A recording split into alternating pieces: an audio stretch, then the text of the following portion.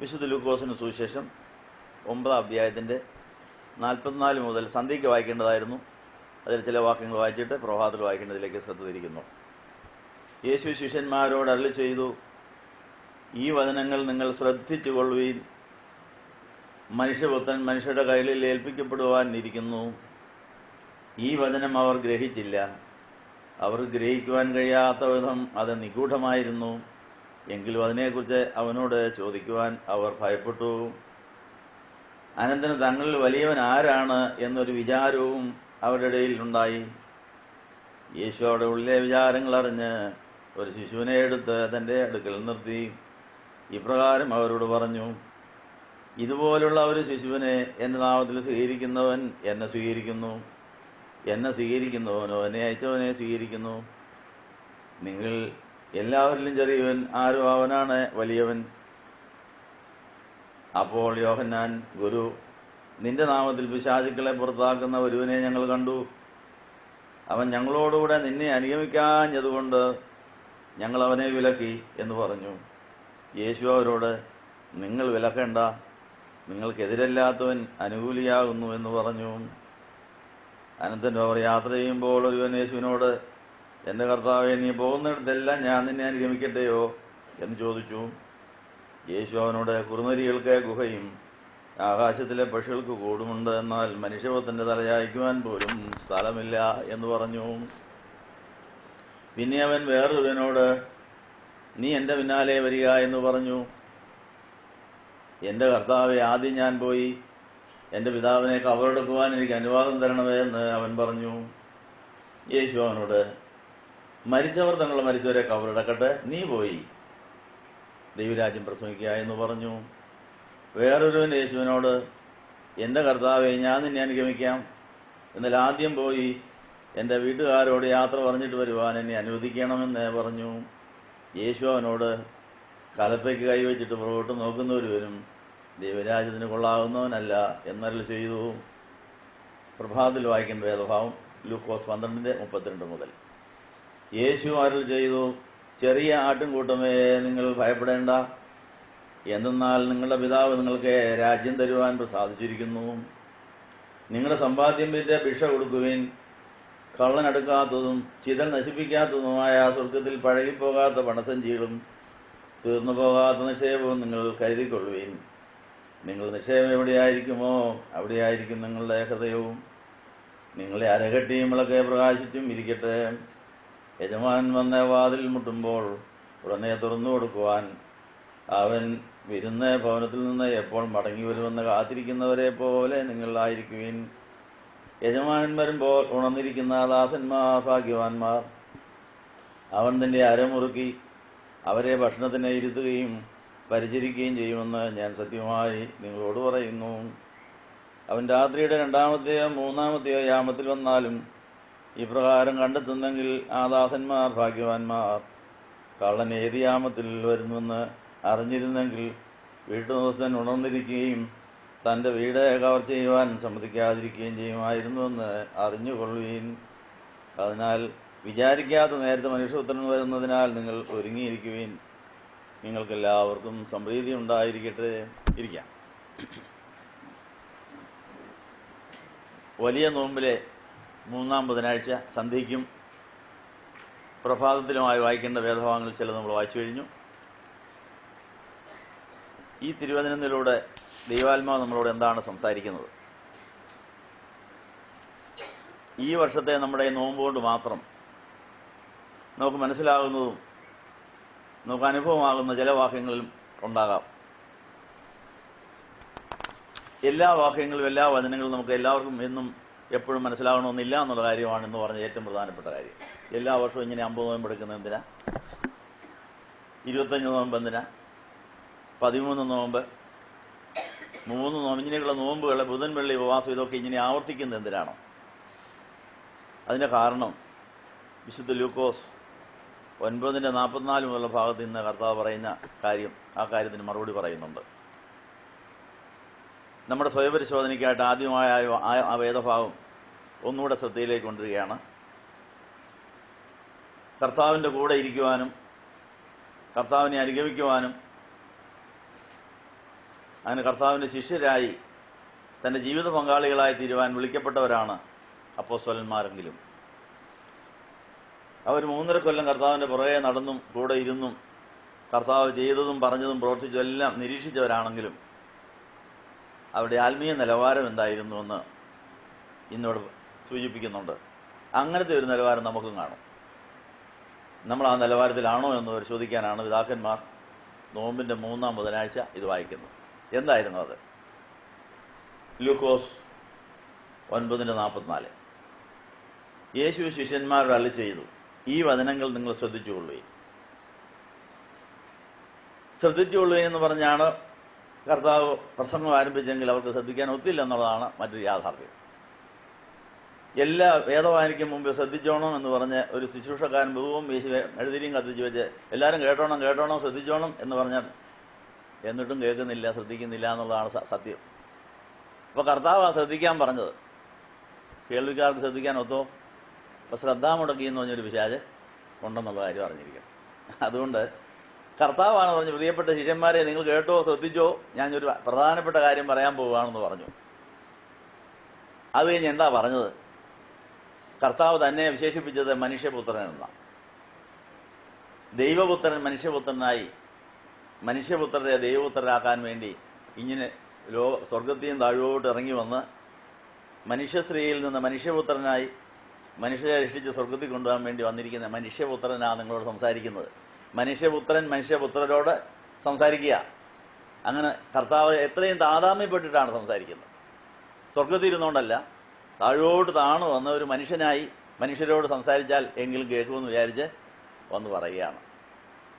മനുഷ്യപുത്രൻ മനുഷ്യരുടെ കയ്യിൽ ഏൽപ്പിക്കപ്പെടുവാനിരിക്കുന്നു പറഞ്ഞു. ഇതിൻ്റെ അർത്ഥം എന്താ? മനുഷ്യപുത്രനായി തീർന്ന യേശു മനുഷ്യരുടെ കയ്യിൽ ഏൽപ്പിക്കപ്പെടാനിരിക്കുന്നു. ഏൽപ്പിക്കപ്പെട്ട പിന്നെ ആ മനുഷ്യപുത്രന് ഒരു സ്വാതന്ത്ര്യം കാണുകയില്ല. മനുഷ്യപുത്രൻ അവരെ ഇഷ്ടം പോലെയൊക്കെ കാണിക്കും. അതിനൊക്കെ കിടന്നു കൊടുക്കേണ്ടി വരും, ഇരുന്ന് കൊടുക്കേണ്ടി വരും, ഇങ്ങനെയൊക്കെ ചെയ്യേണ്ടി വരുമെന്നുള്ള കാര്യം ഈ യേശുവിന് ബോധ്യം ഉണ്ടായിരുന്നു.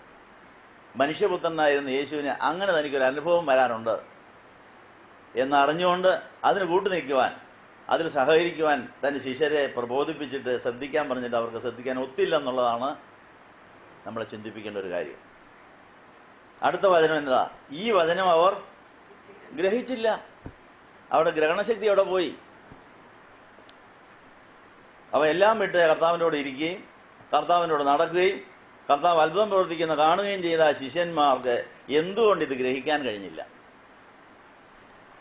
നമ്മളോട് ചോദിക്കുക, നമ്മൾ എത്ര ശതമാനം ഗ്രഹിച്ചു കാണും? എത്ര നാളായി വരവും പോകും തുടങ്ങിയിട്ട്? വേദോത്സവം എത്ര പ്രാവശ്യം നമ്മൾ വായിച്ചു കേട്ടു? ആരെല്ലാം പ്രസംഗം കേട്ടു? ഏതെല്ലാം തരം പ്രസംഗം കേട്ടു? വേറെ എവിടെയെങ്കിലും പോകണോ? എല്ലാ തരക്കാരും ഇവിടെ വരുന്നുണ്ട്. എന്തൊരു സൗകര്യമാണ് നമുക്ക്. എല്ലാ സഭയിൽപ്പെട്ടവരും എല്ലാ മതത്തിൽപ്പെട്ടവരും എല്ലാ സ്വഭാവത്തിലുള്ളവരും ഇവിടെ വന്നേച്ച് പോകുന്നുണ്ട്. ഇങ്ങനെ വലിയൊരു ഭാഗ്യം നമുക്ക് കിട്ടിയിരിക്കുന്നു. എല്ലാ തരം പ്രസംഗം കേൾക്കാൻ, എല്ലാവരുടെയും ഭാഷ്യങ്ങൾ നമ്മൾ കേൾക്കാൻ, സാക്ഷ്യങ്ങൾ കേൾക്കാൻ നമുക്ക് അവസരം കിട്ടിയിരിക്കുന്നു. എന്നാലും ഈ തിരുവചനം നമുക്ക് 100% ഗ്രഹിക്കാൻ കഴിഞ്ഞു. അടുത്ത ചോദ്യം, ഈ വചനം അവർ ഗ്രഹിച്ചില്ല. അതിന് കാരണം എന്നാണെന്ന് ലൂക്കോസ് ആത്മനിറവിൽ പെന്തിക്കോസ്തിക്ക് ശേഷം വിവേചിച്ചിട്ട് അതിനെ വിശേഷിപ്പിച്ച് പറയുകയാണ്. അവർക്ക് ഗ്രഹിക്കാൻ കഴിയാത്ത വിധം അത് നിഗൂഢമായിരുന്നു, മിസ്റ്ററി ആയിരുന്നു, നിഗൂഢത. അപ്പോൾ ഈ ദൈവവചനത്തിനും കർത്താവിൻ്റെ പ്രവർത്തനങ്ങൾക്കും ഒരു നിഗൂഢതയുണ്ട്. ആ നിഗൂഢത മനസ്സിലാകണമെങ്കിൽ മറഞ്ഞിരിക്കുന്നത് വെളിപ്പെടുത്തുന്ന പരിശുദ്ധാത്മാവിൻ്റെ വലിയ അത്ഭുതകരമായ ഇടപെടലുണ്ടായാലേ നമ്മുടെ പഞ്ചേന്ദ്രിയങ്ങൾ തുറന്നു കിട്ടുകയുള്ളൂ. അപ്പോൾ പഞ്ചേന്ദ്രിയങ്ങൾ അടച്ചു വെക്കാൻ കഴിവുള്ള പിശാച് ഭരിക്കുന്ന ലോകത്തിൽ നമ്മൾ പറന്നു വീണിരിക്കുന്നു. അവൻ്റെ കയ്യിലാണ് നമ്മൾ. സർവ്വലോകവും ദുഷ്ടൻ്റെ അധീനതയിൽ കിടക്കുന്നു. അവന് എന്തിനേയും മറയ്ക്കുവാനും എന്തിനേയും തടയുവാനുമുള്ള അധികാരം മനുഷ്യർ തന്നെ അവന് കൊടുത്തതാണ്. പാപം ചെയ്ത് ആദാമും ഹവ്വയും മനുഷ്യരെ തൻ്റെ മക്കളെയും പിശാചിന് വിറ്റതാണ്. നമ്മുടെ പഞ്ചേന്ദ്രിയങ്ങൾ അവൻ്റെ കയ്യിലായിരിക്കുന്നത്. അവനിഷ്ടം പോലെ അതിനെ കൂട്ടിമാട്ടിക്കളയാൻ സാധിക്കും. അതുകൊണ്ട് നമ്മുടെ ജീവിതത്തിൽ ഈ നിഗൂഢത എത്ര ശതമാനം ഉണ്ട് എന്നത് പരിശോധിക്കുന്നത് നല്ലതാണ്. ഇത്രയും നാളും പള്ളിയിൽ വന്നിട്ടും പ്രാർത്ഥിച്ചിട്ടും ധ്യാനിച്ചിട്ടും വചനം ഗ്രഹിക്കുവാൻ സാധിക്കാതെ വണ്ണം ഏതെല്ലാം കാര്യങ്ങൾ ഇനിയും നിഗൂഢമായിരിക്കുന്നു എന്നൊന്ന് അന്വേഷിക്കേണ്ടിയിരിക്കുന്നു. നമ്മുടെ പിതാക്കന്മാർ നോയമ്പിൻ്റെ 3-ാം വാരത്തിലാണ് ഈ ടെസ്റ്റ് നടത്തിയത്. ഇതുപോലെ നമുക്ക് ദൈവരാജ്യത്തിൻ്റെ ആശുപത്രിയിൽ പോയി ഒരു സ്കാനിങ് നടത്തി നമ്മുടെ അകത്തെ മനുഷ്യൻ്റെ പഞ്ചേന്ദ്രിയങ്ങൾ എത്ര ശതമാനം സജീവമാണ്, ഏതെല്ലാം അവൻ മറച്ചു വച്ചിരിക്കുന്നു.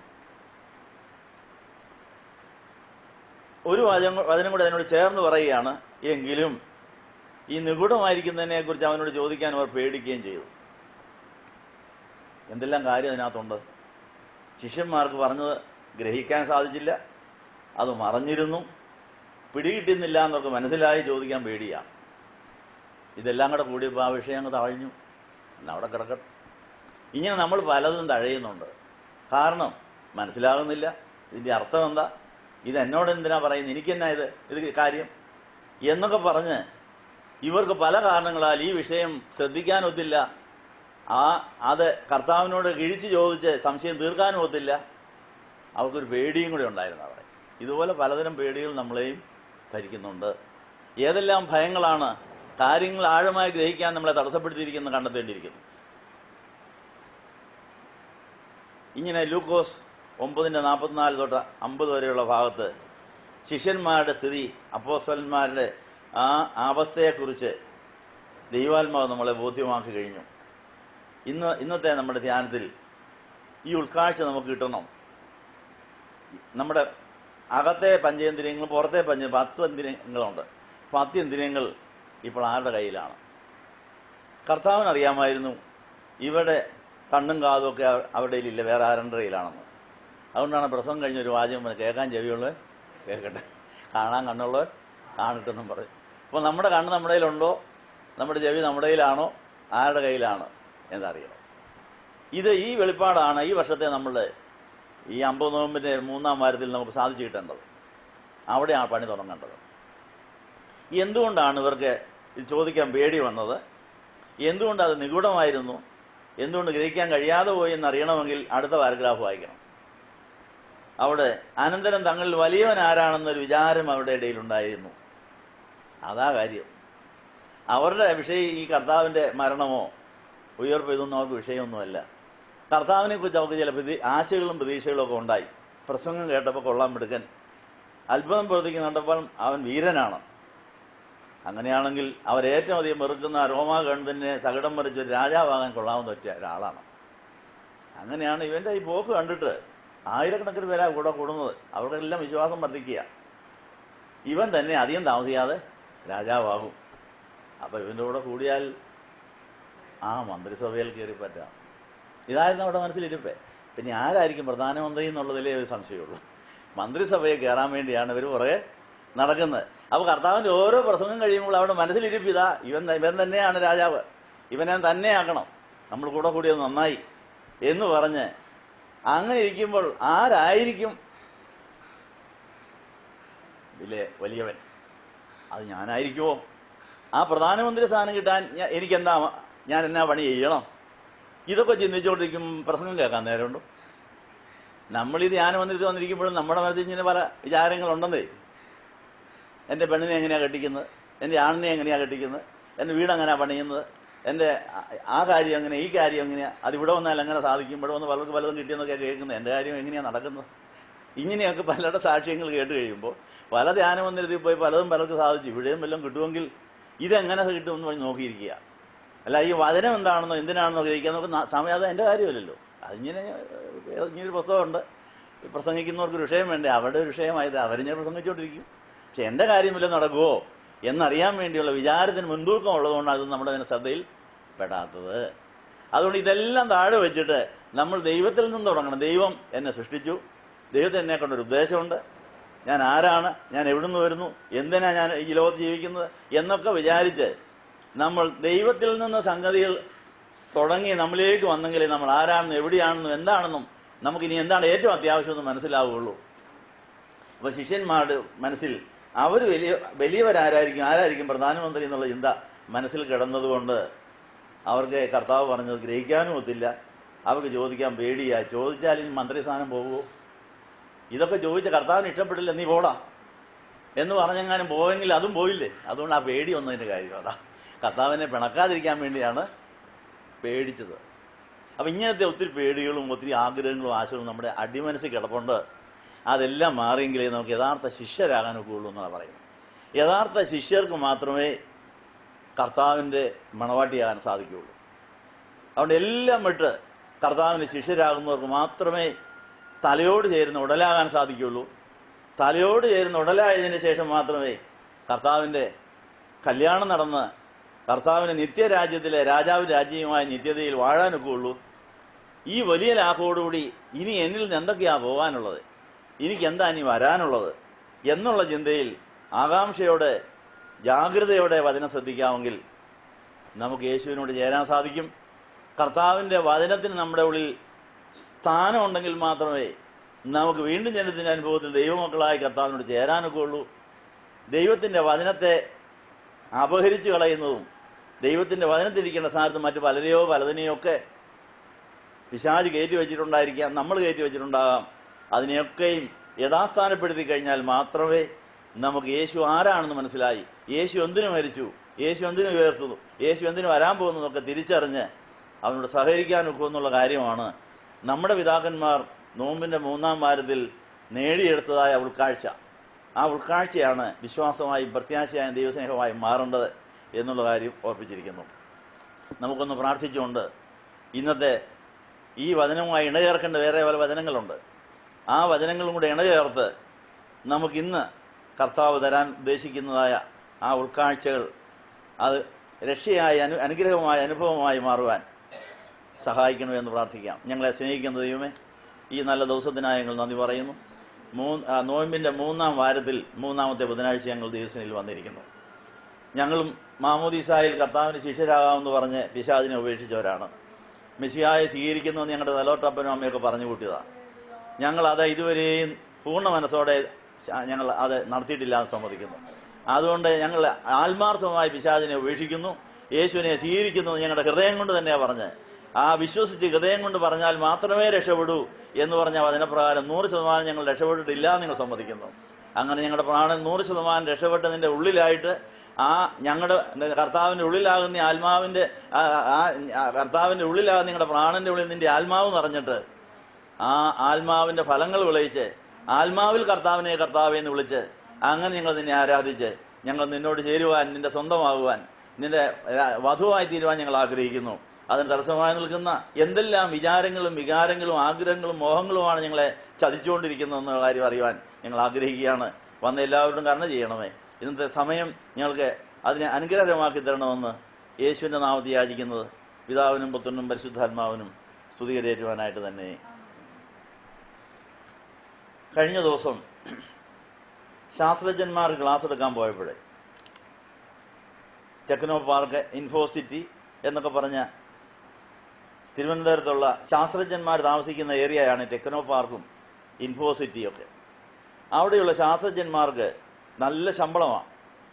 അവരെല്ലാം കമ്പ്യൂട്ടറിലിരുന്ന് തലപകഞ്ഞ് ആലോചിച്ച് വേല ചെയ്ത് വലിയ വലിയ കണ്ടുപിടുത്തങ്ങൾ നടത്തുന്ന, അങ്ങനെ ISROയിലും ടെക്നോ പാർക്കിലും ഒക്കെ വേല ചെയ്യുന്ന ശാസ്ത്രജ്ഞന്മാർക്ക് ശമ്പളം ഉണ്ടെങ്കിലും വലിയ സ്ഥാനമാണെങ്കിലും നല്ല ബുദ്ധി അവർക്കുണ്ടെങ്കിലും അവർക്ക് ശാസ്ത്രം അറിയാമെങ്കിലും ചൊവ്വായിലേക്ക് യാത്ര ചെയ്യാനും ചന്ദ്രനിൽ പോയിട്ട് വരാനുള്ള വിദ്യ കണ്ടുപിടിക്കാൻ കഴിവുള്ളവരാണെങ്കിലും അവർക്കൊരു ശൂന്യത അനുഭവപ്പെട്ടിട്ട് ഏതാണ്ടൊരു കുറവ്. എവിടുന്ന് കിട്ടും ഒരു സമാധാന സ്വസ്ഥത?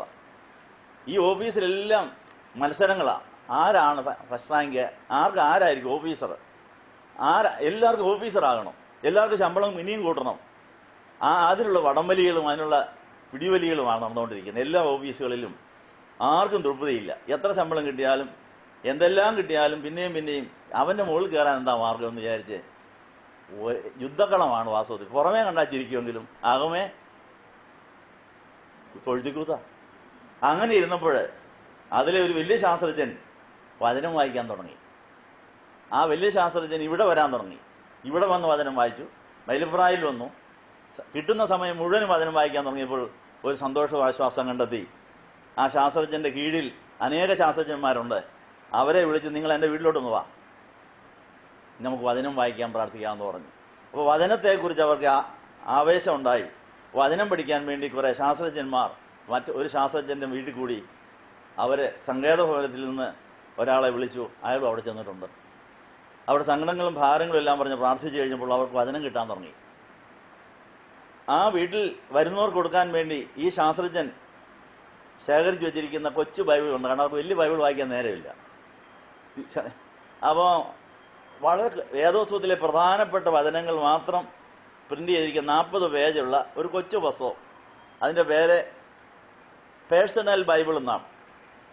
പേഴ്സണൽ ബൈബിൾ എന്ന് പേരുള്ള കൊച്ചു ബൈബിൾ ആ ശാസ്ത്രജ്ഞനോട്. കാരണം വലിയ ബൈബിൾ കൊടുത്താൽ വായിക്കാൻ അവർക്ക് നേരെ അതുപോലെ തിരക്കിട്ട പരിപാടിക്കാരാണ്. അപ്പോൾ അവരെ വേദോത്സവം വായിപ്പിക്കാൻ വേണ്ടി ഇങ്ങനെയുള്ളതായ കൊച്ചു പുസ്തകം കണ്ടെത്തിയിട്ട് അതവിടെ കൊണ്ട് വെച്ചിട്ട് അതിൽ ഒരു വാക്യെങ്കിലും വായിച്ചു നോക്കുന്നു പറഞ്ഞ് അവരുടെ ശ്രദ്ധ പിടിച്ചു പറ്റാൻ തുടങ്ങി. ഈ പേഴ്സണൽ ബൈബിളിൽ ആശ്വാസത്തിനും ആത്മരക്ഷയ്ക്കും പ്രത്യാശയ്ക്കും ഉറപ്പിനും സന്തോഷത്തിനും സൗഖ്യത്തിനും എന്നാണ് അതിൻ്റെ ആദ്യത്തെ പേജിൽ എഴുതിയിരിക്കുന്നത്. ആശ്വാസം വേണ്ടാതെ വല്ലവരും ഉണ്ടോ? ആത്മരക്ഷ എന്ന് പറഞ്ഞാൽ അവർക്ക് അറിഞ്ഞുകൂടാ. ഏതാണ്ട് അറിയാൻ മേലാത്ത രക്ഷയാണത്. അവർക്ക് ശരീരത്തിൻ്റെ രക്ഷയാണ് അപ്പോൾ അവർക്ക് വേണ്ടത്. അതുകൊണ്ട് ശരീരത്തിൻ്റെ രക്ഷയുടെ ആത്മരക്ഷയും കൂടി ഉണ്ടെങ്കിൽ അറിഞ്ഞേക്കാമെന്ന് വിചാരിച്ച് വരുന്നവരുണ്ട്. പ്രത്യാശ വേണം, ഉറപ്പ് വേണം, സന്തോഷം വേണം, സൗഖ്യം വേണം. അസുഖമുണ്ട് അവർക്ക് പല. കാരണം ടെൻഷൻ മൂത്ത് കഴിഞ്ഞ് ഷുഗർ കൂടുന്നവർ, പ്രഷർ കൂടുന്നവരുണ്ട് ഇതിനകത്ത്. അപ്പോൾ അങ്ങനെ ശമ്പളം ഉണ്ടെങ്കിൽ ഉള്ള പൈസ എല്ലാം ആശുപത്രി കൊടുക്കേണ്ടി വരുന്നു. ഇങ്ങനെ അങ്ങ് അസ്വസ്ഥരായി കഴിയുന്ന സമ്പന്നരായ ഉദ്യോഗസ്ഥരായ അവരെ നേടാൻ വേണ്ടി ഒരു ശാസ്ത്രജ്ഞൻ വചനം വായിച്ച് ആശ്വാസം കണ്ടെത്തിയപ്പോൾ അത് തൻ്റെ കൂട്ടുകാരുമായി തൻ്റെ കീഴുദ്യോഗസ്ഥരുമായി പങ്കിടാൻ വേണ്ടി ചെയ്തൊരു പണി ഇതാണ്. അതിൻ്റെ ഒരു കോപ്പി എൻ്റെ കയ്യിലും കിട്ടി. ആ മേശപ്പെടുന്ന കുറേ കോപ്പി ഞാൻ എടുത്തുകൊണ്ട് പോകുന്നു. വരുന്ന വഴി ചിലർക്ക് കൊടുക്കാൻ വണ്ടി ഓടിച്ചോടുന്ന ഡ്രൈവർക്ക് ഒരെണ്ണം കൊടുത്തു. നീ ഭാര്യയ്ക്ക് ഒന്നുകൊണ്ട് കൊടുക്കുന്നത്, ഇയാൾ സമയം കിട്ടുമ്പോൾ വായിച്ചോളാൻ പറഞ്ഞു. കാരണം ഡ്രൈവർമാർക്ക് സമയമില്ലല്ലോ. അവർക്ക് വായിക്കാൻ കൊള്ളാവുന്ന ഒന്ന് പോക്കറ്റിൽ കിടന്നോണ്ട് എവിടെയെങ്കിലും ശകല സമയം കിട്ടുമ്പോൾ ചിലപ്പോൾ ട്രാഫിക് ബ്ലോക്ക് കൊണ്ട് 1/2 മണിക്കൂർ കിടക്കേണ്ടി വരും. അവിടെ ഇരുന്ന് വീഡിയോ വലിച്ചോ അല്ലെങ്കിൽ ബോറടിച്ചിരിക്കേണ്ട പക്ഷേ ഇതൊന്നും വായിക്കാമല്ലോ ആ സമയം. അങ്ങനെ ഈ ട്രാഫിക് ബ്ലോക്കിൻ്റെ ഇടയിൽ വ്യാപാരം നടത്തുന്നവരെ കണ്ടിട്ടുണ്ടോ? 5 മിനിറ്റ് കിട്ടിയാൽ ആ സമയം സാധനം കൊണ്ട് വരുന്നത് ഇതൊന്ന് വാങ്ങിച്ചോളാൻ പറയും. അതിനെ മുതലെടുക്കുന്ന വ്യാപാരികളുണ്ട്. എന്നാൽ സുവിശേഷകർക്ക് മുതലെടുത്ത് കൂടെ എന്താ? അങ്ങനെയുള്ളവരെ മുതലെടുക്കാൻ വേണ്ടി ഈ കൊച്ചു ബൈബിൾ കുറച്ച് ചിലവാകുന്നുണ്ടെന്നാണ് പറഞ്ഞതിൻ്റെ അർത്ഥം. ആ ബൈബിളിൽ എഴുതിയിരിക്കുന്നത്, ഞാൻ നിങ്ങൾക്ക് സ്ഥലമൊരുക്കുവാൻ പോകുന്നു. ഞാൻ പോയി നിങ്ങൾക്ക് സ്ഥലമൊരുക്കിയാൽ ഞാൻ ഇരിക്കുന്നിടത്ത് നിങ്ങളും ഇരിക്കേണ്ടതിനായി പിന്നെയും വന്ന് നിങ്ങളെ എൻ്റെ അടുക്കൽ ചേർത്ത് കൊള്ളാമെന്ന് പറഞ്ഞൊരു വചനം. അത് കൊള്ളാമല്ലോ. ഈ ആകാശവും ഭൂമി എപ്പോഴാണ് പോകുന്നത് അറിയാനൊക്കെയില്ല. എപ്പം വേണേലും ബോംബ് വീഴാം, എപ്പം വേണേലും അടുത്ത യുദ്ധം വരാം. യോഹന്നാൻ 14:2-3 ഇതിനകത്ത് എഴുതി വെച്ചിരിക്കുക. അങ്ങനെയാണെങ്കിൽ ഈ സ്ഥലത്തിൽ നമുക്കൊരു വീട് കിട്ടിയാൽ കൊള്ളാമല്ലോ, ഒന്ന് നോക്കിയാതാലെന്ന് നമുക്ക് തോന്നുന്നു. വരാൻ പോകുന്ന പുതിയ ആകാശത്തിലും പുതിയ ഭൂമിയിലും ഈ കർത്താവ് ഒരുക്കാൻ പോയിരിക്കുന്നിടത്ത് ഒരു മുറി ഒന്ന് ബുക്ക് ചെയ്യുന്നുണ്ടോ? നമുക്ക് വേണമെങ്കിൽ ഒരു അപേക്ഷ കൊടുക്കാമല്ലേ? കർത്താവ് ഏതായാലും ഇവിടുത്തെ എപ്പോഴാണ് പോകുന്നത് അറിയാൻ മേല, ഉള്ളതുകൊണ്ട് വലിയ ഗുണവുമില്ല. അങ്ങനെയാണെങ്കിൽ ഒരു മുറി ഞങ്ങൾക്ക് കൂടെ വേണം എന്ന് നമുക്കൊന്ന് പറയാൻ. ഇങ്ങനെയാണ് ഈ ബൈബിളിൻ്റെ 2 പേജിനകത്ത് എഴുതിയിരിക്കുന്ന ഇതാ. ഇത് വായിച്ചാൽ ആരും ഇതിൻ്റെ തുറന്ന് നോക്കും. അപ്പോൾ അങ്ങനെ ഇതിനകത്ത് 40 പേജെന്ന് പറഞ്ഞാൽ ഒരു ചരിത്രത്തിലുള്ള പേജാ. ഒറ്റ നോട്ടത്തിന് അതിലെ ഓരോ വാക്യങ്ങൾ വായിക്കാൻ സാധിക്കും. വളരെ വിദഗ്ധമായ രീതിയിലാണ് ഇത് എഡിറ്റ് ചെയ്തിരിക്കുന്നത്. കാരണം ഇത് വായനക്കാരുടെ ധൃതിയും അവിടെ ആവേശവും അവിടെ അത്യാഗ്രഹത്തിൻ്റെ ഇടയിൽ മുതലെടുക്കുകയാണ് അവരുടെ സമയം. അതിൻ്റെ 31-ാമത്തെ പേജിൽ റോമാലേഖനം 10-ാം അധ്യായം 9-ാം വാക്യം എഴുതിയിരിക്കുന്നത്, യേശു ക്രിസ്തുവിനെ കർത്താവെന്ന് വായ്കൊണ്ട് ഏറ്റുപറയുകയും ദൈവം അവനെ മരിച്ചവരിൽ നിന്ന് ഉയർത്തെഴുന്നേൽപ്പിച്ചു എന്ന് ഹൃദയം കൊണ്ട് വിശ്വസിക്കുകയും ചെയ്താൽ നീ രക്ഷിക്കപ്പെടും. അപ്പോൾ വിശ്വസിക്കാത്തവർക്ക് രക്ഷയില്ലെന്നല്ലേ എൻ്റെ അർത്ഥം? ഇതെന്നാ രക്ഷയാ? ജോലി കിട്ടി ശമ്പളവും കിട്ടി രക്ഷപ്പെടുമെന്ന് അവർ വിചാരിച്ചിരുന്നത്. എന്നിട്ടൊന്നും ഒരു രക്ഷയില്ല. വീടുണ്ട്, ഭാര്യയുണ്ട്, മക്കളുണ്ട്, സ്ഥാനമുണ്ട്, മാനമുണ്ട്, ശമ്പളവുമുണ്ട്. പക്ഷെ സ്വസ്ഥത മാത്രമില്ല, സമാധാനമില്ല. അപ്പോൾ അവർക്ക് മനസ്സിലാവും ഏതാണ്ടൊരു കുഴപ്പം അവർക്ക് ജീവിതത്തിലുണ്ടെന്ന് മനസ്സിലാക്കിയിട്ട് അവർ എങ്ങനെയാണ് യേശുവിനെ വിശ്വസിക്കുന്നത്, അവനെ ഹൃദയം കൊണ്ട് വിശ്വസിച്ചിട്ട് കിട്ടുന്ന രക്ഷയെന്ന് പറയുന്ന എന്നാ രക്ഷയാ എന്നറിയണമെന്നുള്ള ജാഗ്രതയുള്ളപ്പോൾ അപ്പോസ്തല പ്രവൃത്തി 16-ാം അധ്യായം 30-ാം വാക്യത്തിൽ രക്ഷ പ്രാപിപ്പാൻ ഞാൻ എന്ത് ചെയ്യണമെന്നുള്ള ചോദ്യം അവിടെ എഴുതിയിട്ടിരിക്കുന്നു. ഇത് ആരോട് എപ്പോൾ പറഞ്ഞാണെന്നറിയാമോ? ഞാൻ രക്ഷ പ്രാപിപ്പാൻ എന്ത് ചെയ്യണമെന്നുള്ള ചോദ്യം ആര് ചോദിച്ചതാ? അപ്പോസ്തല പ്രവൃത്തി 16:30 ആരാ? ജയിൽ പ്രമാണി. ജയിൽ പ്രമാണി ആ ചോദ്യം ചോദിക്കാൻ കാരണമെന്ന, ജയിൽ പ്രമാണി അരക്ഷിതാവസ്ഥയിലെത്തി. ജയിൽ പ്രമാണി ആത്മഹത്യ ചെയ്യാൻ പോവുക. എന്താ കാര്യം? തൻ്റെ ജോലി നഷ്ടപ്പെടാൻ തന്നെ കൊല്ലാൻ പോവുക. കാര്യം എന്താ? ജയിലിലുണ്ടായിരുന്ന ജയിലിൻ്റെ അറയെല്ലാം ഭൂകമ്പം വന്ന് പൊളിഞ്ഞു, വാതിലെല്ലാം തെറിച്ചുപോയി, ഇവരെല്ലാം രക്ഷപ്പെട്ടു എന്നാണ് എൻ്റെ വിചാരം. അപ്പോൾ പൗലോസ് പറഞ്ഞു, നീ അങ്ങനെ ആത്മഹത്യ എന്ന് ചെയ്യണം, ഞങ്ങളിവിടെ ഉണ്ട്. അപ്പം ആത്മഹത്യ ചെയ്യാൻ പോയാണ് ഇവൻ്റെ അഭിമാനത്തിൻ്റെ പ്രശ്നം. അയാളുടെ കൊള്ളരായി കൊണ്ടാണ് ഇതൊക്കെ ഇവർ പോയെന്ന് വരാൻ പോകുന്നത്. അയ്യോ, പിന്നെ ഞാൻ എന്തിനാ ജീവിച്ചിരിക്കുന്നത്? അവൻ്റെ അഭിമാനക്ഷയത്തിൻ്റെ പ്രശ്നം കൊണ്ട് അവൻ ആത്മഹത്യ ചെയ്യാൻ ഒരുങ്ങിയപ്പോൾ പൗലോസ് പറയുകയാണ്, നീ ആത്മഹത്യ ചെയ്യരുത്, ഞങ്ങളിവിടെയുണ്ട്, ഞങ്ങളൊന്നും പോയിട്ടില്ല, ഞങ്ങൾ നിന്നെ സ്നേഹിക്കുന്നു, നീ എന്നെ തല്ലിയാലും ജയിലിലിട്ടാലും ആമത്തിലിട്ടാലും ഞങ്ങൾക്ക് നിന്നോടൊരു വിരോധമില്ല, ഞാൻ നിങ്ങളുടെ ഒരു അഭ്യുതകാംക്ഷിയാണ്. അപ്പോൾ അവർക്ക് ജീവിതത്തെക്കുറിച്ചൊരു പ്രത്യാശയുണ്ടായി. എല്ലാം പോയെങ്കിലും, ആത്മഹത്യയുടെ വക്ക് വരെ എത്തിയെങ്കിലും സ്നേഹത്തോടെ തന്നെ വിളിക്കാൻ ഒരാളുണ്ടല്ലോ ഇവിടെ. ആളിനോട് തന്നെ രക്ഷ പ്രാപിക്കുന്ന വഴി എന്താണെന്ന് ചോദിച്ചേക്കാം. കാരണം ആമത്തിൽ കിടക്കുന്നവൻ, അടികൊണ്ട് മുറിവേറ്റിരിക്കുന്നവൻ പാട്ട് പാടുന്ന അതൊരു രഹസ്യമാണ്. ഇതെന്തൊരു രഹസ്യമാണ്? അടി കൊണ്ടിട്ട് ജയിലിൽ കിടന്നിട്ട് ചീത്ത വിളിക്കുന്ന അവർ കേട്ടിട്ടുള്ളൂ. ജയിൽ പുള്ളികൾ ഇങ്ങനെ അടി കൊണ്ടതിന് ശേഷം പാട്ട് പാടുന്നത് കണ്ടിട്ടില്ല. അപ്പോൾ ഇതിനകത്ത് എന്തൊരു രഹസ്യമുണ്ട്? ഇവർ രക്ഷപ്പെട്ടവരാ. ഇവർക്ക് സന്തോഷത്തിൻ്റെ രഹസ്യം അറിയാം. അടി ഉണ്ടായാലും സന്തോഷം, ജയിലിൽ പിടിച്ചിട്ടാലും സന്തോഷം, ഭൂകമ്പം വന്നാലും സന്തോഷം.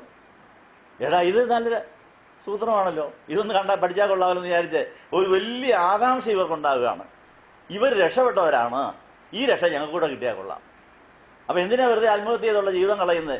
ഇവർക്ക് സന്തോഷം കിട്ടിയ വഴി എനിക്കൂടെ സന്തോഷം കിട്ടണം. അപ്പോഴാണ് സഹോദരന്മാരെ രക്ഷ പ്രാപിപ്പാൻ ഞങ്ങൾ. അപ്പം നമ്മുടെ ജീവിതത്തിലുണ്ടാകുന്ന ഭൂകമ്പങ്ങളും തകർച്ചകളും ഇടർച്ചകളും നിരാശയുടെ വക്കുവരെ എത്തുന്ന സംഭവങ്ങൾ നമ്മളെ അരക്ഷിതാവസ്ഥ ബോധ്യമായിട്ട് രക്ഷകളിലേക്ക് തിരിയാൻ വേണ്ടിയാണ്. അല്ല ആത്മഹത്യ ചെയ്യാനല്ല, നിരാശപ്പെടാനല്ല. ഇത് ദൈവം തമ്പുരാൻ ഒരുക്കിയ സുവർണാവസരമാണ്. നമ്മളുടെ എല്ലാ തകർച്ചകളും ഈ ചോദ്യം ചോദിക്കാനാണ്, രക്ഷ പ്രാപിപ്പാൻ ഞാൻ എന്ത് ചെയ്യണം? അപ്പോൾ നമുക്ക് പ്രശ്നമില്ലാത്ത ആരെങ്കിലും ഇവിടെ ഉണ്ടോ? എല്ലാവർക്കും ഉണ്ട്. ആവശ്യത്തിന് പ്രശ്നമുണ്ട്. ആ പ്രശ്നം ദൈവം കൂടെ അറിഞ്ഞുകൊണ്ട് വരുത്തിയതാണ്. നമ്മളെ കൊണ്ട് പറ്റുകയില്ല.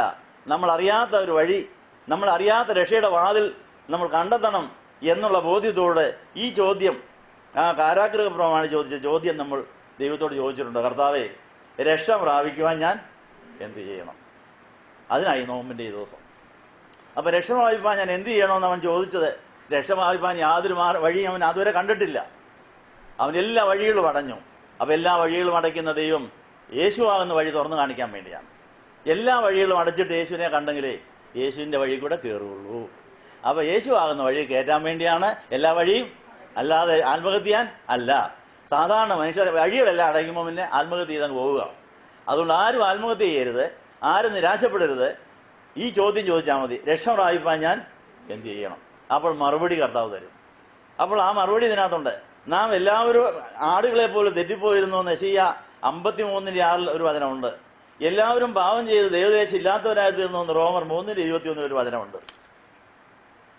ഇപ്പോഴാകുന്നു സുപ്രസാദകാലം, ഇപ്പോഴാകുന്നു രക്ഷാദിവസം 2 കൊരിന്ത്യർ 6:2 ഇത്ര വലിയ രക്ഷയെ ഗണ്യമാക്കാതെ പോയാൽ എങ്ങനെ തെറ്റി ഒഴിയുമെന്ന് എബ്രായർ 2:4 ഒരു വചനമുണ്ട്.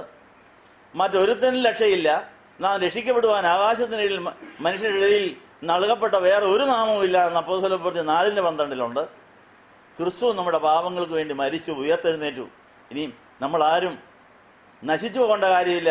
അവൻ നമ്മളെ സ്വർഗത്തോളം ഉയർത്തിക്കൊണ്ടുപോകാൻ പാതാളം വരെ താന്നു കഴിഞ്ഞിരിക്കുന്നു എന്നുള്ളത് കേൾക്കുമ്പോൾ എത്ര പ്രത്യാശ നൽകുന്ന വചനമായിരിക്കും അത്. 1 യോഹന്നാൻ 1:7 അവൻ വെളിച്ചത്തിൽ ഇരിക്കുന്നത് പോലെ നാം വെളിച്ചത്തിൽ നടക്കുന്നുവെങ്കിൽ നമുക്ക് തമ്മിൽ കൂട്ടായ്മയുണ്ട്. അവൻ്റെ പുത്രനായ യേശുവിൻ്റെ രക്തം സകല പാപവും പോക്കി നമ്മെ ശുദ്ധീകരിക്കുന്നു. റോമർ 5:8 ക്രിസ്തുവോ നാം പാപികളായിരിക്കുമ്പോൾ തന്നെ നമുക്ക് വേണ്ടി മരിക്കിയാൽ ദൈവം നമ്മോടുള്ളതായ സ്നേഹത്തെ പ്രദർശിപ്പിച്ചിരിക്കുന്നു. 1 പത്രോസ് 2:24 അവൻ തൻ്റെ ശരീരത്തിൽ നമ്മുടെ പാപങ്ങളെ ചുമന്നുകൊണ്ട് കുരിശിന്മേൽ കയറി. നമ്മൾ ജീവിക്കാൻ വേണ്ടി അവൻ മരിച്ചത്. പിന്നെ നമ്മളെന്തിനാണ് ഈ മരിക്കുന്നത്? നമ്മൾ അവന് വേണ്ടി ജീവിക്കാനാണെന്നുള്ള കാര്യം ആ വചനം നമുക്ക് ധൈര്യം നൽകും. വഞ്ചനപ്പെടാതിരിപ്പീൻ, ദൈവത്തെ പരിഹസിച്ചുകൂടാ. മനുഷ്യൻ വിതയ്ക്കുന്നത് തന്നെ കൊയ്യും. നമ്മൾ ജഡത്തിൽ വിതച്ചാൽ നാശം കൊയ്യും, ആത്മാവിൽ വിതച്ച് നമ്മുടെ ഹൃദയത്തിൽ വചനമാകുന്ന വിത്ത് വിതച്ചാൽ അത് നമ്മളെ ഉയർപ്പിൻ്റെ അനുഭവത്തിലേക്ക് ഉയർപ്പിക്കുമെന്നും ഗലാത്യർ 6:7 പറയുന്നു. റോമർ 14:12 ആകയാൽ നമ്മിൽ ഓരോരുത്തരും ദൈവത്തോട് കണക്ക് ബോധിപ്പിക്കേണ്ടി വരും. അത് നമ്മളെ പേടിപ്പിക്കേണ്ട ഒരു കാര്യമാണ്. കണക്ക് സ്വർഗത്തിലെ കമ്പ്യൂട്ടറിൽ എന്നും കണക്ക് എഴുതുന്നുണ്ട്. നമുക്ക് വേണമെങ്കിൽ ആ കണക്ക് ഇപ്പോഴേ വേണേ വായിച്ച് നമ്മുടെ ന്യായവിധി വേണമെങ്കിൽ ഒഴിവാക്കാമെന്നുള്ളതും ഒരു സത്യം. കുർബാനയ്ക്ക് തീരുന്നതിന് മുമ്പ് ന്യായവിധിക്ക് എടുക്കാൻ വെച്ചിരിക്കുന്ന കേസ് നമ്മൾ തന്നെ എടുത്ത് നമ്മളെ വിധിച്ചാൽ പിന്നെ ന്യായവിധി ഇല്ല എന്നാണ് തിരുവചനം പറയുന്നത്. 2 കൊരിന്ത്യർ 5:10 അവനവൻ ശരീരത്തിലിരിക്കുമ്പോൾ ചെയ്തത് നല്ലതാകലും തീയതാകലും അതിന് തക്കവണ്ണം പ്രാപിക്കേണ്ടതിന് നാം എല്ലാവരും ക്രിസ്തുവിന്റെ ന്യായാസനത്തിന് മുമ്പാകെ വെളിപ്പെടേണ്ടതാകുന്നു എന്ന് പറയുന്നു. 2 തീമോഥെയോസ് 2:19 എങ്കിലും ദൈവത്തിന്റെ സ്ഥിരമായ അടിസ്ഥാനം നിലനിൽക്കുന്നു, കർത്താവ് തനിക്കുള്ളവരെ അറിയുന്നുവെന്നും കർത്താവിന്റെ നാമം ഉച്ചരിക്കുന്നവരെല്ലാം അനീതി വിട്ട് അകന്നു കൊള്ളട്ടെ എന്നുമാകുന്നു അതിന്റെ മുദ്രയെന്ന് പറയുന്നു. യോഹന്നാൻ 3:17 ദൈവം നിന്റെ പുത്രനെ ലോകത്തിൽ അയച്ചത് ലോകത്തെ വിധിപ്പാനല്ല, ലോകം അവനാൽ രക്ഷിക്കപ്പെടുവാനത്രേ. വിശ്വസിക്കാത്തവൻ ശിക്ഷാവധിയിൽ അകപ്പെടും.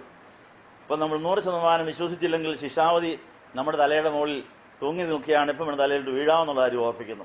വിശ്വാസം 100%ആയോ? വിശ്വാസത്തിൽ ഉത്ഭവിക്കാത്തെല്ലാം പാപമാണെന്നും തിരുവചനം നമ്മളെ പഠിപ്പിച്ചിട്ടുണ്ട്. യോഹന്നാൻ 3:16 ഈ സാഹചര്യത്തിൽ വായിക്കുമ്പോൾ വളരെയധികം ആശ്വാസം ലഭിക്കും. തന്റെ ഏകജാതനായ പുത്രനിൽ വിശ്വസിക്കുന്ന ഏവനും നശിച്ചു പോകാതെ നിത്യജീവനം പ്രാപിക്കേണ്ടതിന് ദൈവം അവനെ നൽകുവാൻ തക്കവണ്ണം ലോകത്തെ സ്നേഹിച്ചു എന്നാണ് പറയുന്നത്. യോഹന്നാൻ 11:25-26 യേശു അവളോട് ഞാൻ തന്നെ പുനരുത്ഥാനവും ജീവനുമാകുന്നു, എന്നിൽ വിശ്വസിക്കുന്നവൻ മരിച്ചാലും ജീവിക്കും, ജീവിച്ചിരുന്ന എന്നിൽ വിശ്വസിക്കുന്നവൻ ആരും ഒരു നാളും മരിക്കയില്ല എന്ന് പറയുന്നു. യോഹന്നാൻ 3:3 യേശു അവനോട് ആമേൻ ആമേൻ ഞാൻ നിന്നോട് പറയുന്നു, പുതുതായി ജനിച്ചില്ല എങ്കിൽ ദൈവരാജ്യം കാണുവാൻ ആർക്കും കഴിയയില്ല. നിങ്ങൾ പുതുതായി ജനിക്കണമെന്ന് കർത്താവ് കൽപ്പിച്ചു. ആമേൻ ആമേൻ ഞാൻ നിങ്ങളോട് പറയുന്നു, എൻ്റെ വചനം കേട്ട് എന്നെ അയച്ചവനെ വിശ്വസിക്കുന്നവന് നിത്യജീവനുണ്ട്. അവൻ ന്യായവിധിയിലാകാതെ മരണത്തിൽ നിന്ന് ജീവനിലേക്ക് കടന്നിരിക്കുന്നു. യോഹന്നാൻ 5:24 ജോലി കൂടുതലാണ്, സഹിക്കാൻ വല്ലാത്ത പണിയാ. പള്ളിയിലും പോകണം, ധ്യാനമന്ദിരത്തിലും വരണം, വീട്ടു ജോലിയും നടക്കണം, കടവും വീട്ടണം, പിള്ളേരെയും നോക്കണം. എങ്ങനെ പറ്റുമെന്ന് വിചാരിച്ച് വിശ്വാസിക്ക് അവരെ വിഷമിക്കുന്ന അവരോട് കർത്താവ് പറയുകയാണ്, അധ്വാനിക്കുന്നവരും ഭാരം ചുമക്കുന്നവരുമായുള്ളവർ എല്ലാവരും എൻ്റെ അടുക്കൽ വരുവീൻ, ഞാൻ നിങ്ങളെ ആശ്വസിപ്പിക്കും. മത്തായി 11:28 എൻ്റെ അടുക്കൽ വരുന്നവൻ ഞാൻ ഒരു നാളും തള്ളിക്കളയുകയുമില്ല. എഫേസ്യർ 2:8-9 കൃപയാലല്ലോ നിങ്ങൾ വിശ്വാസം മൂലം രക്ഷിക്കപ്പെട്ടിരിക്കുന്നത്, അതിന് നിങ്ങൾ കാരണമല്ല, ദൈവത്തിന് ദാനം അത്രയാകുന്നു. ആരും പ്രശംസിക്കാതിരിക്കാൻ പ്രവൃത്തികളും കാരണമല്ല. എന്നാൽ വിശ്വാസം കൂടാതെ ദൈവത്തെ പ്രസാദിപ്പിക്കുവാൻ കഴിയുന്നതല്ല. അപ്പോൾ ദൈവപ്രസാദം നഷ്ടപ്പെടുത്തുന്ന അവിശ്വാസം നമ്മൾ പിശാച് കുത്തിവെക്കാൻ സാധ്യതയുണ്ട്. അതിനോട് നമ്മൾ പോരാടണമെന്നാണ് പറഞ്ഞത്. ഇപ്പോഴത്തെ ദുഷ്ടലോകത്തിൽ നിന്ന് നമ്മെ വിടുവിക്കേണ്ടതിന് നമ്മുടെ പാപങ്ങൾ നിമിത്തം തന്നെത്താൻ ഏൽപ്പിച്ചു കൊടുത്തവനായി നമ്മുടെ കർത്താവായ യേശു ക്രിസ്തുവിൽ നിന്ന് നിങ്ങൾക്ക് കൃപയും സമാധാനം ഉണ്ടാകട്ടെ എന്ന് ഗലാത്യർ 1:3-4 യെശയ്യാ 1:18 വരുവീൻ നമുക്ക് തമ്മിൽ വാദിക്കാം എന്ന് യഹോവ അരുളിച്ചെയ്യുന്നു. നിങ്ങളുടെ പാപങ്ങൾ കടിഞ്ഞു വെപ്പായിരുന്നാലും ഹിമം പോലെ വെളുക്കും, രക്താംബരം പോലെ ചുവപ്പായിരുന്നാലും പഞ്ഞി പോലെയായി തീരും. ഇപ്പം എങ്ങനെ ഇരിക്കുന്നു? ഇപ്പോഴും ചുവന്നാണോ ഇരിക്കുന്നത്, അതോ വെളുത്താണോ? അല്ല, യേശുവിൻ്റെ രക്തവും യേശുവിൻ്റെ രക്തബാങ്കും ഒക്കെ റെഡിയാണെങ്കിൽ ഇതുവരെ നമുക്ക് വല്ലതും കിട്ടിയോ? അതിന് നമ്മൾ പ്രയോജനപ്പെടുത്തിയോ? സങ്കീർത്തനം 7:11 ദൈവം നീതിയുള്ള ന്യായാധിപതിയാകുന്നു എഴുതിയിരിക്കുന്നു. യോഹന്നാൻ 3:36 പുത്രനിൽ വിശ്വസിക്കുന്നവൻ നിത്യജീവനുണ്ട്, പുത്രനെ അനുസരിക്കാത്തവനോ ജീവനെ കാണുകയില്ല. ദൈവക്രോധം അവൻ്റെ മേൽ വസിക്കുന്നതേ ഉള്ളൂ. ദൈവക്രോധം മാറിയോ? യോഹന്നാൻ 20:31 എന്നാൽ യേശു ദൈവപുത്രനായ ക്രിസ്തു എന്ന് നിങ്ങൾ വിശ്വസിക്കേണ്ടതിനും വിശ്വസിച്ചിട്ട് അവന്റെ നാമത്തിൽ നിങ്ങൾക്ക് ജീവൻ ഉണ്ടാകേണ്ടതിനും ഇത് എഴുതിയിരിക്കുന്നു. എന്നിട്ട് ജീവൻ ഉണ്ടായോ? എഴുതി എത്ര കൊല്ലമായി ഇത് കൊണ്ടു നടപ്പ് തുടങ്ങിയിട്ട്? റോമർ 6:21 പാപത്തിന്റെ ശമ്പളം മരണമത്രേ, ദൈവത്തിന്റെ കൃപാവരമോ നമ്മുടെ കർത്താവായ യേശു ക്രിസ്തുവിൽ നിത്യജീവൻ തന്നെ. ദൈവം നമുക്ക് നിത്യജീവൻ തന്നു, ആ ജീവൻ അവന്റെ പുത്രനിലുണ്ട്.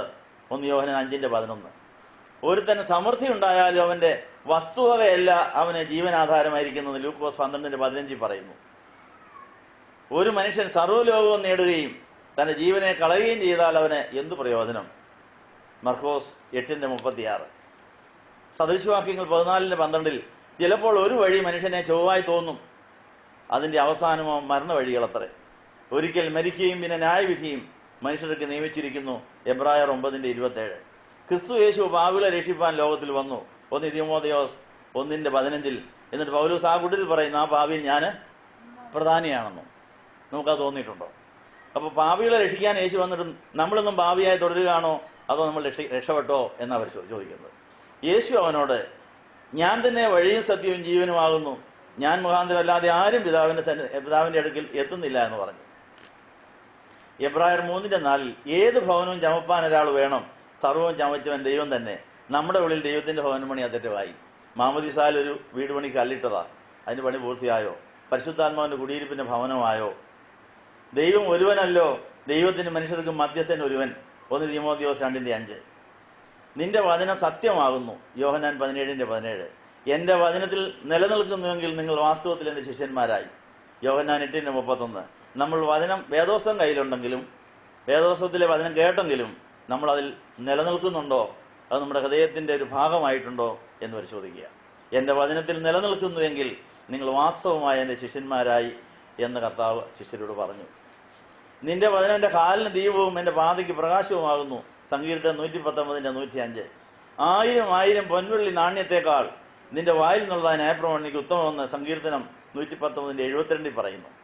ഞാൻ നിന്നോട് പാപം ചെയ്യാതിരിക്കേണ്ടതിന് നിന്റെ വചനത്തെ ഹൃദയത്തിൽ സംഗ്രഹിക്കുന്നുവെന്ന് 119 സങ്കീർത്തനം 11 വാക്യത്തിൽ എഴുതിയിരിക്കുന്നു. ലൂക്കോസ് 11:28 ദൈവത്തിന്റെ വചനം കേട്ട് പ്രമാണിക്കുന്നവൻ ഭാഗ്യവാനാണെന്ന് പറയുന്നു. ദൈവവചനം വിശുദ്ധമാണെന്ന് പറയുന്നു. ദൈവത്തിന്റെ സകല വചനവും ശുദ്ധി ചെയ്തതാകുന്നു, തന്നിൽ ആശ്രയിക്കുന്നവർക്ക് അവൻ പരിച തന്നെ. സദൃശവാക്യം 30:5. ഈ ചെറിയ ബൈബിൾ സൂക്ഷിക്കുകയും ദിവസേന വായിക്കുകയും ചെയ്യുക എന്ന് പറഞ്ഞുകൊണ്ടാണ് ഇത് ആരംഭിക്കുന്നത്. കാരണം മനുഷ്യൻ അപ്പം കൊണ്ട് മാത്രമല്ല, ദൈവത്തിന്റെ വായിൽ കൂടി വരുന്ന സകല വചനം കൊണ്ടും ജീവിക്കുന്നുവെന്ന് മത്തായി 4:4 എഴുതിയിരിക്കുന്നു. ഈ പുസ്തകം തുടങ്ങുന്നത്, ഈ ചെറു പുസ്തകം സംഭാവന നൽകിയത് ആരാണ്? ഞാൻ അവർക്ക് നിന്റെ വചനം കൊടുത്തിരിക്കുന്നു. അപ്പൊ പിതാവായ ദൈവനമ്പുരാൻ പുത്രനിൽ കൂടെ ഈ വചനം നമുക്ക് നൽകിയിരിക്കുക. യോഹന്നാൻ 17:14. ഇത്രയും വചനങ്ങൾ വായിച്ചു കഴിയുമ്പോൾ തന്നെ പ്രാർത്ഥിക്കാൻ തോന്നും. ഇത്രയും വചനങ്ങൾ വായിച്ചു കഴിയുമ്പോൾ എത്ര സമയമില്ലാത്തവരാണെങ്കിലും ഒന്നിരുന്ന് ചിന്തിക്കും. 32-ാം പേജിൽ ഒരു പ്രാർത്ഥനയുണ്ട്. ഈ പുസ്തകം നമുക്ക് വേണ്ടി ഇവിടെ എഴുതപ്പെട്ടെന്ന് വിചാരിച്ചോ? നമുക്ക് വേണ്ടി ഈ സന്ദേശം ഇവിടെ എത്തിച്ചു എന്ന് വിചാരിച്ചോ? നമുക്കിങ്ങനെ പ്രാർത്ഥിക്കാം. ദൈവമേ, പാപിയായ എന്നോട് കരുണ തോന്നണം. ക്രിസ്തു എനിക്ക് വേണ്ടി മരിച്ചെന്നും അവന്റെ വിലയേറിയ രക്തത്താൽ ഞാൻ എൻ്റെ പാപങ്ങൾ കഴുകി ശുദ്ധീകരിക്കപ്പെടുമെന്നും ഞാൻ വിശ്വസിക്കുന്നു. എൻ്റെ ആത്മാവിൻ്റെ രക്ഷയ്ക്കായി അവനിൽ ആശ്രയിച്ചുകൊണ്ട് വിശ്വാസത്താൽ ഞാൻ ഈ സമയം യേശു ക്രിസ്തുവിനെ എൻ്റെ കർത്താവും എൻ്റെ രക്ഷിതാവുമായി ഹൃദയത്തിൽ സ്വീകരിക്കുന്നു. ഓരോ ദിവസവും നിന്റെ ഹൃദയപ്രകാരം ജീവിക്കുവാൻ കർത്താവെ എന്നെ സഹായിക്കണമേ. യേശുവിൻ്റെ നാമത്തിൽ ഞാൻ അപേക്ഷിക്കുന്നു എന്ന് പറഞ്ഞ് ആമീൻ പറഞ്ഞ് പ്രാർത്ഥിച്ച് ഇത് വായിച്ചവരുടെ പേരെഴുതാൻ ഇവിടെ ഒരു കോളം ഇട്ടിട്ടുണ്ട്. ഇങ്ങനെ ഇത് കിട്ടുന്നവരെ കൊണ്ട് ഇത് വായിപ്പിച്ച് പ്രാർത്ഥിപ്പിച്ച് അവിടെ പേര് എഴുതി അവിടെ പോക്കറ്റ് സൂക്ഷിക്കാനായിട്ട് ഒരാൾ ചെയ്തിരിക്കുന്ന വേലയാണിത്. അപ്പോൾ ഒരാൾ സുവിശേഷ വേല ചെയ്യാൻ കണ്ടെത്തിയ മാർഗമാണിത്.